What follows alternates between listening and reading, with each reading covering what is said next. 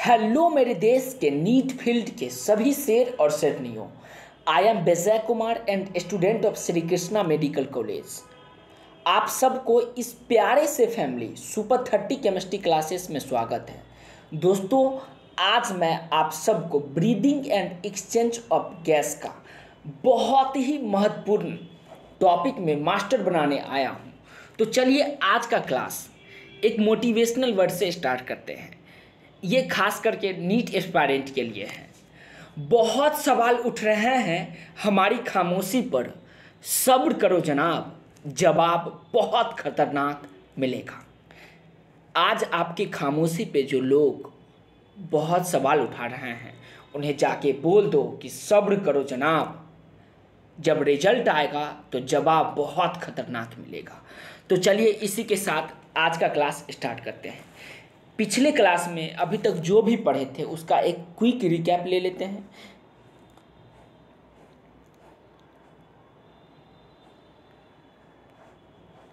पिछले क्लास में पढ़े थे दोस्त ट्रांसपोर्ट ऑफ गैस दो हमारे बॉडी में दो गैस है जिसका ट्रांसपोर्ट होता है। एक ऑक्सीजन का जो हमारे लिए यूजफुल है, दूसरा कार्बन डाइऑक्साइड का जो हमारे लिए यूजफुल नहीं है। About 97% of O2 is transported by RBC blood के आरबीसी के थ्रू 97% O2 का ट्रांसफ़र होता है। ठीक है, तो यहाँ पे आरबीसी जो होगा, आरबीसी ब्लड के आरबीसी के थ्रू ऑक्सीजन का ट्रांसफ़र होगा और 3% O2 is carried in dissolve state through the plasma और 3% प्लाज्मा के थ्रू होता है जो डिजॉल्व स्टेट में होता है। 20 से 25% CO2 is transported by RBC. 20 से 25% CO2 का ट्रांसफर आरबीसी के थ्रू होता है, जबकि 70% बाइकार्बोनेट के थ्रू होता है। ठीक है, 7% CO2 carried dissolve state of plasma, 7% dissolve state of plasma के थ्रू होता है। ये सब बातें काफ़ी डिटेल से पढ़े थे। ट्रांसपोर्ट ऑफ ऑक्सीजन का ट्रांसपोर्ट पढ़ेंगे तो देखिए, haemoglobin is red colour iron containing pigment. Haemoglobin क्या red colour iron containing pigment होता है। हीमोग्लोबिन जब ऑक्सीजन के साथ मिलती है तो ऑक्सी हीमोग्लोबिन का निर्माण कर लेता है। Haemoglobin molecule can carry a maximum 4 molecules of O2। प्रत्येक हीमोग्लोबिन मॉलिक्यूल, एक हीमोग्लोबिन मॉलिक्यूल्स 4 O2 मॉलिक्यूल को क्या करती है, कैरी करती है। ये सिग्माइड कर्व का निर्माण करती है। Partial pressure of O2, partial pressure of CO2, hydrogen ion concentration and temperature, ये सब उत्तरदायी होता है किसके लिए, ऑक्सीजन जब हीमोग्लोबिन से बाइंड करेगा तो इसके लिए ये कंडीशन उत्तरदायी होता है। किस कर्व का निर्माण करेगी दोस्त, सिग्मॉइड कर्व का निर्माण करेगी जो एस शेप का होगा। ये देख रहे हैं ना, सिग्मॉइड कर्व जो कि कौन सा शेप का होगा दोस्त, एस शेप का होगा। इस पे एक्स एक्सेस पे लेंगे पार्शियल प्रेशर ऑफ O2 और वाई एक्सेस पर लेंगे percentage saturation of haemoglobin with oxygen. Haemoglobin with oxygen का परसेंटेज सेचुरेशन लेंगे तो ग्राफ नेम मिलेगी, जिस ग्राफ को बोलेंगे सिग्मॉइड कर्व या एस शेप का होता है। ऑक्सीजन डिसोसिएशन कर्व इस फिगर में दिया गया है। इन एल्बुलाई में क्या होता है, ठीक है, एल्बुलाई में high pressure of O2, low pressure of CO2, lesser H+ ion concentrations and lower temperature किस में होता है, एल्बुलाई में होता है। जबकि टिश्यू में क्या होता है, जैसे इसका उल्टा कंडीशन होता है। जो यहाँ पे हाई होगा यहाँ पे सब लो होगा, जो यहाँ पे लो होगा यहाँ पे क्या होगा, हाई होगा। जैसे low pressure of O2, high pressure of CO2, high H+ ion concentration and higher temperature, ये सब चीज़ होता है। इसमें इंपॉर्टेंट लाइन है, every 100 ml of oxygenated blood can deliver 5 ml of O2। 100 ml oxygenated blood 5 ml O2 क्या करती है, कैरी करती है, मतलब एक जगह दूसरी जगह ले जाती है। ये उसका कैपेसिटी हुआ। उसके बाद हम लोग पढ़ेंगे ट्रांसपोर्ट ऑफ कार्बन डाइऑक्साइड। ये NCERT का पेज नंबर 274 का सबसे नीचे का पैराग्राफ में दिया गया है। ऑक्सीजन हीमोग्लोबिन के साथ बाइंड करके और कार्बोक्सी हीमोग्लोबिन का निर्माण कर लेती है, जिसमें 20 से 25% क्या होता है, कार्बन डाइऑक्साइड होता है। बैन मतलब जब pressure of CO, partial pressure of CO2 is high and partial pressure of O2 is low, tissue site में होती है। जब more bind of carbon dioxide occur when the partial pressure of CO2 is low and partial pressure of O2 is high at alveoli level पे। देखिए tissue level पे क्या होता है, अब टिश्यू लेवल पे कार्बन डाइऑक्साइड का पार्शियल प्रेशर हाई और ऑक्सीजन का पार्शियल प्रेशर लो होता है, जबकि एल्वुलाई लेवल पे क्या होता है, कार्बन डाइऑक्साइड का पार्शियल प्रेशर लो और ऑक्सीजन का पार्शियल प्रेशर हाई होता है। ये सब बातें हम लोग काफ़ी डिटेल से पढ़ लिए थे। RBC contain very high concentration of enzyme carbonic anhydride, और ये रिएक्शन दिया गया है, इस रिएक्शन को हम लोग पढ़े थे। सबसे इम्पोर्टेंट पार्ट था CO2 trapped carbonate at the tissue level and transported to the alveoli is released out CO2। Every 100 ml of oxygenated blood deliver approximately 4 ml of CO2। 100 ml deoxygenated blood 4 ml CO2 को क्या करती है, deliver करती, कहाँ पे, alveoli में। ये सब बातें काफ़ी डिटेल से हम लोग पढ़ लिए थे। आज की क्लास में हम लोग पढ़ेंगे रेगुलेशन ऑफ रिस्पायरेशन का रेगुलेशन पढ़ेंगे। क्या पढ़ेंगे दोस्त, रेगुलेशन ऑफ रिस्पायरेशन। अच्छा, रिस्पायरेशन इस चैप्टर का सबसे शुरू के पार्ट में पढ़े थे। एक्सपायरेशन और इंस्पायरेशन को सम्मिलित रूप से हम लोग क्या बोले थे, बोलिए, रेस्पायरेशन बोले थे। इंस्पायरेशन और एक्सपायरेशन को सम्मिलित रूप से ऑक्सीजन को अंदर लाना और कार्बन डाइऑक्साइड को बाहर निकालने के प्रोसेस को हम क्या बोलेंगे, और रिस्पायरेशन बोले थे। इसका रेगुलेशन पढ़ेंगे कि कहाँ से कंट्रोल होती है। तो चलिए स्टार्ट करते हैं। ये NCERT का पेज नंबर 275 के सेकेंड पैराग्राफ में, थर्ड पैराग्राफ में देखिए एक टॉपिक है 17.7 टॉपिक का नाम है रेगुलेशन ऑफ रिस्पायरेशन। ये टॉपिक से कई बार सवाल पूछा जा चुका है और आगे भी पूछे जाने की संभावना है। NCERT के प्रत्येक लाइन को इस तरह से पढ़ेंगे कि मान लीजिए प्रत्येक लाइन एक क्वेश्चन है, ठीक है, तभी आप नीट में 360 मार्क बायोलॉजी में ला सकते हो। और ये वीडियो अच्छा लगे तो चैनल को सब्सक्राइब कर लीजिए दोस्त, और वीडियो को लाइक भी कर दीजिए ताकि ऐसे वीडियो आपको मिलते रहे। तो चलिए टॉपिक को स्टार्ट करते हैं। Human beings has significant ability to maintain and moderate the respiratory rhythm. Human beings के पास एक सिग्निफिकेंट क्या होता है, एबिलिटी होता है, जिसके कारण ये मेंटेन एंड मॉडरेट करती है, किसको, रिस्पायरेटरी रिदम को क्या करती है दोस्त, मेंटेन एंड मॉडरेट करती है sweet the demand of the body tissue के जो डिमांड होता है उसको मेंटेन एंड मॉडरेट करती है। कौन, ह्यूमन बीइंग्स। इसके पास एक क्या होता है, सिग्निफिकेंट एबिलिटी होता है। कौन सा चीज़ से ये ऐसे करती है, क्या करती है, मेंटेन एंड मॉडरेट करती है, तो रिस्पायरेटरी रिदम सेंटर से, ठीक है। This is done by the neural system. Respiratory rhythm system जो होती है जिसके थ्रू ये मेंटेन एंड मॉडरेट करती है, किसके थ्रू करती है, तो बोलेंगे न्यूरल सिस्टम के थ्रू। ये किसके थ्रू होता है, डन किया जाता है तो न्यूरल सिस्टम के थ्रू। तो इस लाइन से भी सवाल पूछा जा सकता है। A specialised centre present in medulla regions of the brain called respiratory rhythm centre. देखिए मेड्यूला रीजन में एक स्पेशल क्या होता है, सेंटर प्रेजेंट होता है, जिसको हम लोग क्या बोलेंगे, रिस्पायरेटरी रिदम सेंटर। सवाल पूछा जा सकता है रिस्पायरेटरी रिदम सेंटर हमारे ब्रेन के किस पार्ट में प्रेजेंट होता है, क्या बताएंगे, मेड्यूला रीजन में। ब्रेन के कौन से पार्ट्स में दोस्त, मेड्यूला रीजन में। Is primarily responsible for this regulation. इसके रेगुलेशन को क्या करती है, मेंटेन एंड मॉडरेट करती है रिस्पायरेटरी रिदम सेंटर को। कौन इस पे रिस्पॉन्सिबल होता है, तो बताएंगे respiratory rhythm center. Another center present in pons region. देखिए मेड्यूला रीजन में क्या होता है, respiratory rhythm center, and pons region of the brain called pneumotaxic center. Pons region में एक, हमारे ब्रेन के पोन्स रीजन में एक सेंटर प्रेजेंट होगा जिसको क्या बोलेंगे, pneumotaxic centre. Can moderate the function of respiratory rhythm centre. Respiratory rhythm centre को मॉडरेट करने के लिए हमारे ब्रेन में एक सेंटर होता है। ब्रेन में क्या होता है, सेंटर होता है, जिसको क्या बोलेंगे, न्यूमोटॉक्सिक सेंटर। ब्रेन के किस पार्ट में प्रेजेंट होगा दोस्त, तो बोलेंगे पोन्स रीजन में। तो देखिए यहाँ से कैसे सवाल पूछा जा सकता है कि न्यूमोटॉक्सिक सेंटर हमारे ब्रेन के किस रीजन में होगा, तो पोन्स रीजन में। ये क्या मॉडरेट करती है, the function of respiratory rhythm centre. Respiratory rhythm centre को यह मॉडरेट करती है, ठीक है। Neural signal for the centre can reduce the durations of inspirations. And thereby alter the respiratory rate.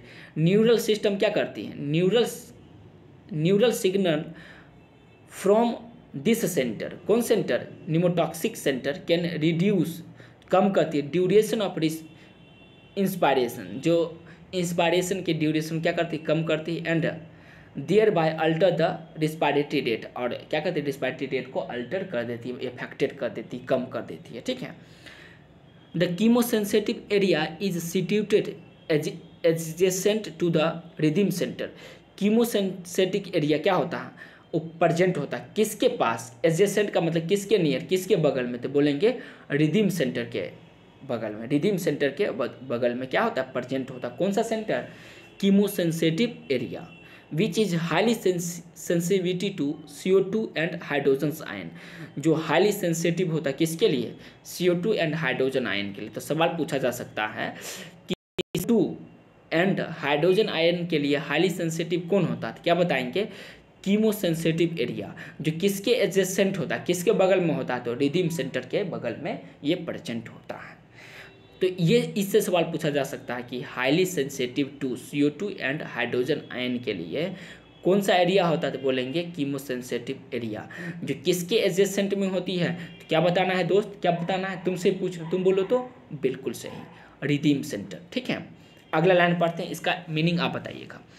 Increase in this substance can activated this centre which is turn can signal the rhythm center to make necessary adjustment in the respiratory process by which this substance can be eliminated।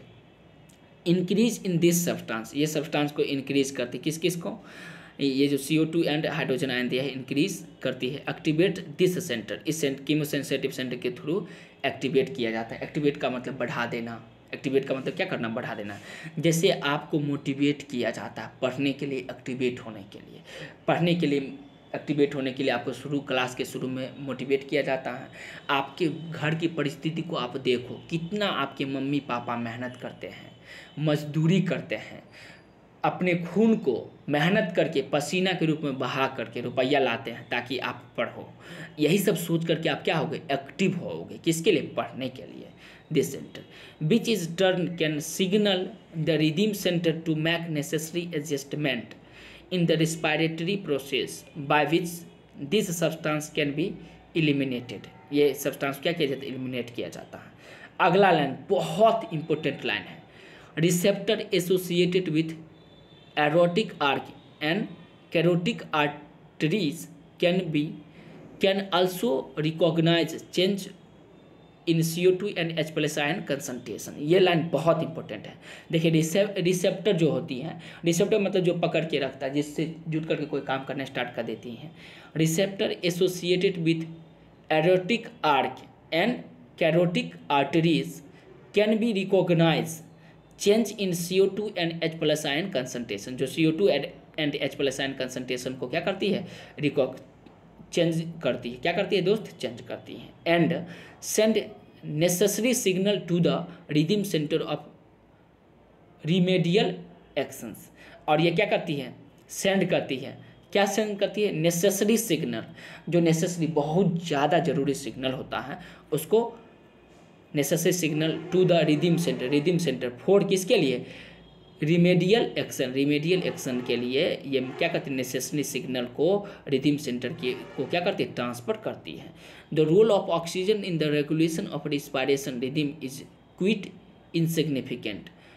Role of oxygen का role in the regulation of respiratory rhythm respiratory rhythm में बहुत ज़्यादा क्या होता है, जरूरी होता, महत्वपूर्ण होता। किसका रोल, ऑक्सीजन का रोल। तो उम्मीद करते हैं इसमें 2 पॉइंट बहुत ज़्यादा इंपॉर्टेंट है।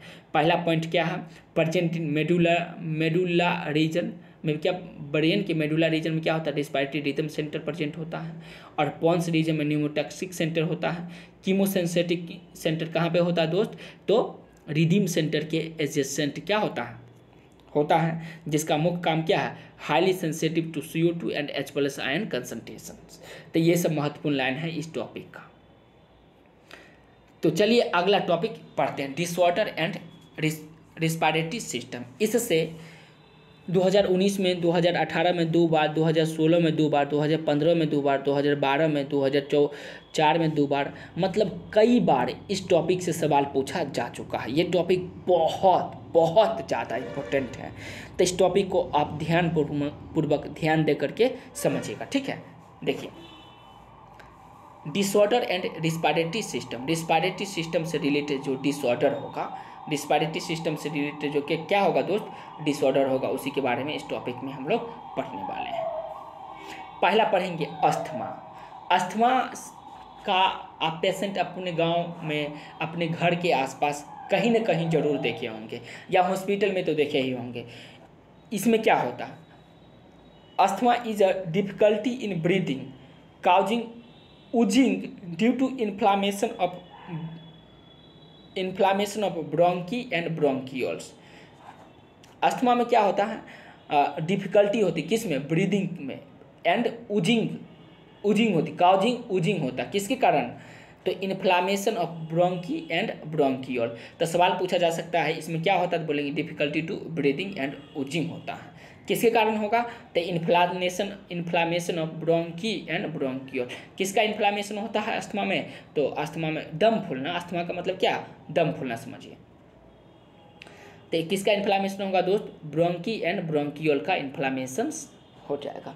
इन्फ्लामेशन का मतलब फूल जाएगी। ये सवाल भी पूछा जा चुका है 2016 में, ये क्या पूछा जा चुका है 16 में। अगला है emphysema is a chronic disorder. ये क्या है दोस्त, क्रोनिक डिसऑर्डर है। बोलेगा इम्फाइसेमा किस प्रकार का डिसऑर्डर है, क्या बताना है, क्रोनिक डिसऑर्डर है। इन विच, इसमें क्या होता है, alveolar wall are damage due to the respiratory surface is decreases. देखिए, इसमें एल्वियोलर का वाल जो होता है वो डैमेज कर जाती है, किसके कारण, रिस्पायरेटरी सरफेस डिक्रीज होती है। रिस्पायरेटरी सरफेस क्या होता है दोस्त, डिक्रीज होती है, जिसके कारण एल्वियोलर का वाल डैमेज कर जाती है। One of the major cause of this the cigarette smoking, जिसका मुख्य कारण को क्या है, सिगरेट स्मोकिंग। अच्छा, सिगरेट पीता जो है तुम लोग के घर के आसपास, उसको जाओ और बता देना कि सचेत हो जाओ, उसको कौन सा बीमारी होगा दोस्त, इम्फाइसेमा होगा, जो क्रोनिक डिसऑर्डर है। इसमें क्या होता है दोस्त, तो एल्वियोलाई का वाल जो होता है वो डैमेज कर जाती है। क्यों, क्योंकि रिस्पायरेटरी सरफेस डिक्रीज, एल्वियोलाई का वाल क्या होगा, डैमेज होगा, जिसके कारण रिस्पायरेटरी सरफेस जो होगा वो डिक्रीज कर जाएगी। इसका मुख्य कारण क्या है, सिगरेट स्मोकिंग। सिगरेट पीता एकदम चास करके पार्टी उटी में देखता होगा, सिगरेट पीता है, बउआ हो जाएगा तुमको इम्फाइसेमा। और इसको तो सिगरेट पियो या ना पियो, लेकिन इसको याद कर लो, क्योंकि ये क्या पूछा जाने वाला सवाल है आपके नीट में, बहुत इंपॉर्टेंट है। अगला है occupational respiratory disorder. Respiratory disorder occupational मतलब काम धंधा जो करता है उसके कारण रिस्पायरेटरी डिसऑर्डर होगा।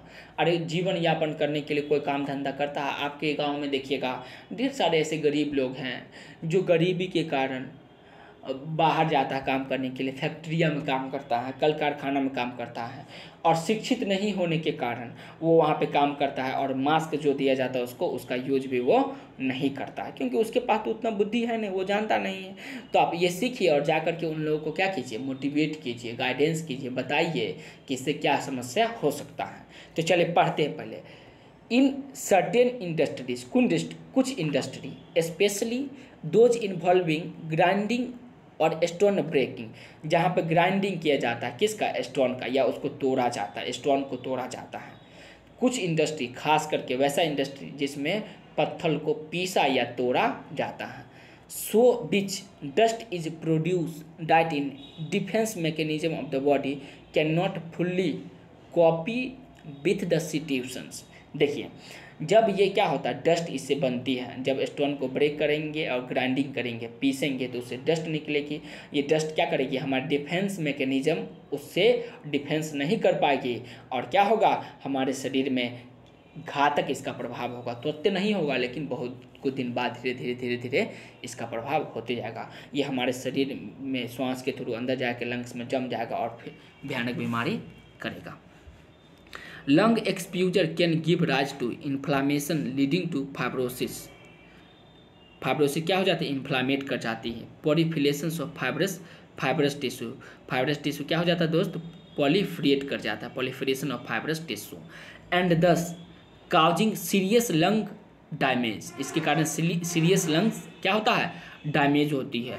Worker in such industries should wear protected mask, और इस इंडस्ट्री में काम करने वाले वर्कर को प्रोटेक्टेड मास्क दिया जाता है, परंतु कुछ लोग अशिक्षित होने के कारण उसका उपयोग नहीं करता है। जब उपयोग नहीं करेगा तो वो डस्ट जो होगा ग्राइंडिंग और स्टोन ब्रेकिंग के कारण जो डस्ट निकलती है वो हमारे शरीर के लंग्स में जा कर के इन्फ्लामेशन लीडिंग टू फाइब्रोसिस करती है, इसका मतलब क्या होगा, पॉलीफरेशन ऑफ फाइब्रस टिश्यू क्या कर जाती है, पॉलीफरेट कर जाती है। इसके कारण क्या होता है, causing serious lung damage, lungs का क्या हो जाती है, डैमेज हो जाता है, और इसी को बोलेंगे ऑक्यूपेशनल रेस्पिरेटरी डिसऑर्डर।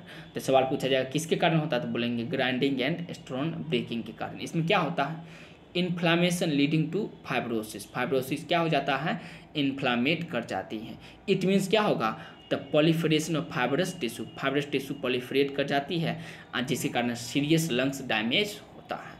तो उम्मीद करते हैं ये बातें आपको समझ में आया होगा।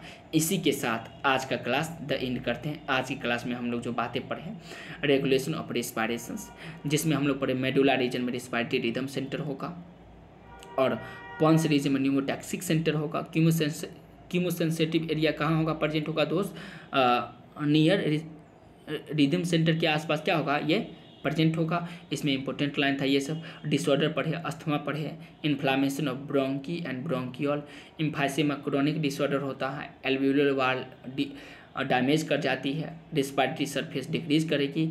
ये किसके कारण होगा, तो सिगरेट स्मोकिंग के कारण होगा। फिर ऑक्यूपेशनल रेस्पिरेटरी डिसऑर्डर पढ़े, स्टोन ब्रेकिंग एंड ग्राइंडिंग के कारण ये होता है। फाइब्रोसिस, इससे क्या होता है, फाइब्रस टिश्यू पॉलीफ्रेट कर जाती है, और लास्ट में सीरियस लंग्स डैमेज हो जाता है, लंग्स क्या हो जाते हैं, सीरियसली डैमेज हो जाती है।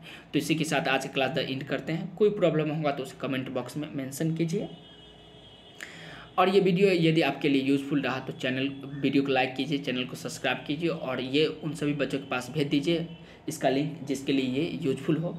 और तब तक खुश रहिए और खुशियाँ फैलाते रहिए। फिर मिलते हैं किसी नेक्स्ट वीडियो के माध्यम से। धन्यवाद दोस्तों।